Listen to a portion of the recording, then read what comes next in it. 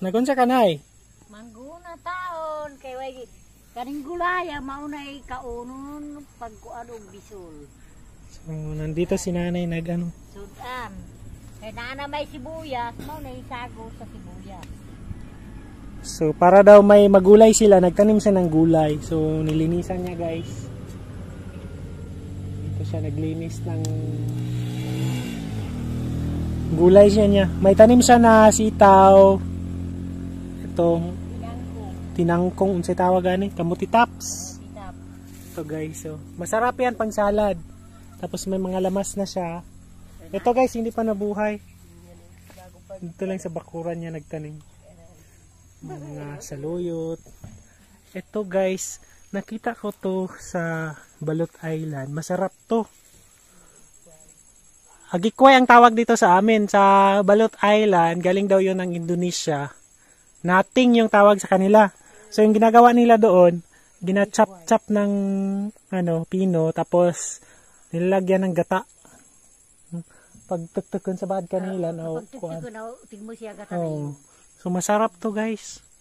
Para siyang saluyot. So sobrang sarap. So nakita ko to sa sa Balot Island when I visited doon. So galing daw yun ng Indonesia. Specialty daw yun nila. Kain. Ito guys is tangkong. Yan si nanay guys nagguna. Ito lang si nanay kahit kahit ganito lang siya, hindi siya tawag nito.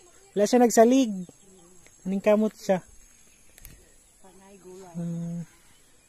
Ganyan maganda yung ganyan, hindi umaasa sa iba.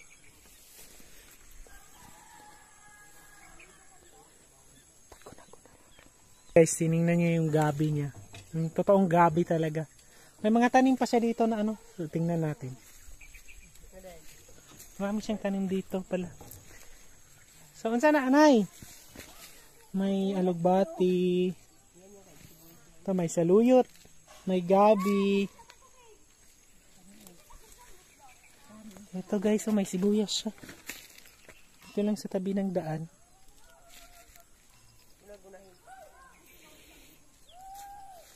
Wow, si nanay tinignan niya yung Ibaligyan mo niya eh.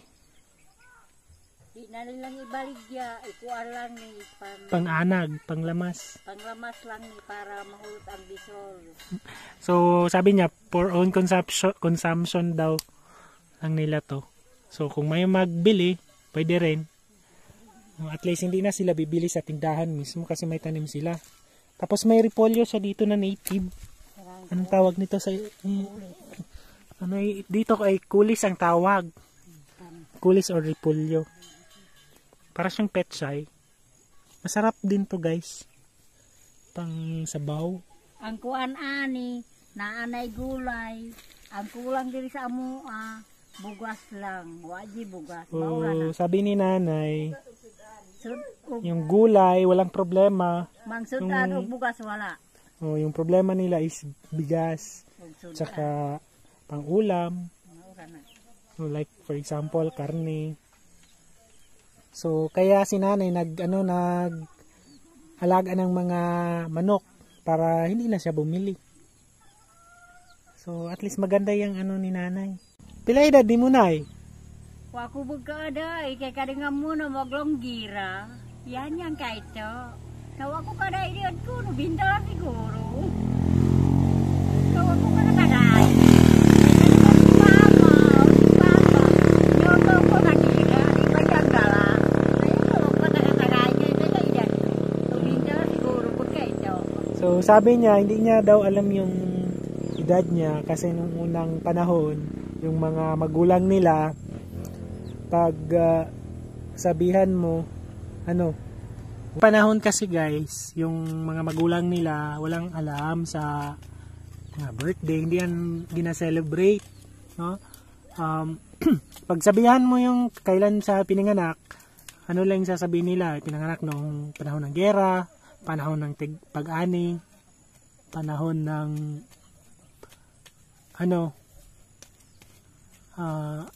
tag-ulan. So ganyan guys, yung So, ganyan guys. Kaya hindi nila alam yung edad nila.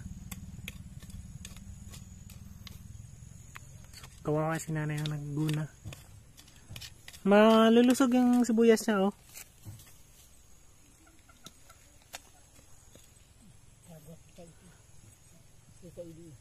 Walay yan gitisan doon ko anay, kulop-kulop.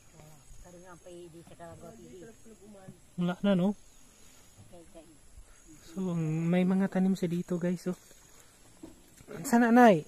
Magbati taon doon. Oo, may lugbati siya dito, guys. Kaya maglugpaton. So, malulusog yung lugbati niya. Kawawa si nanay.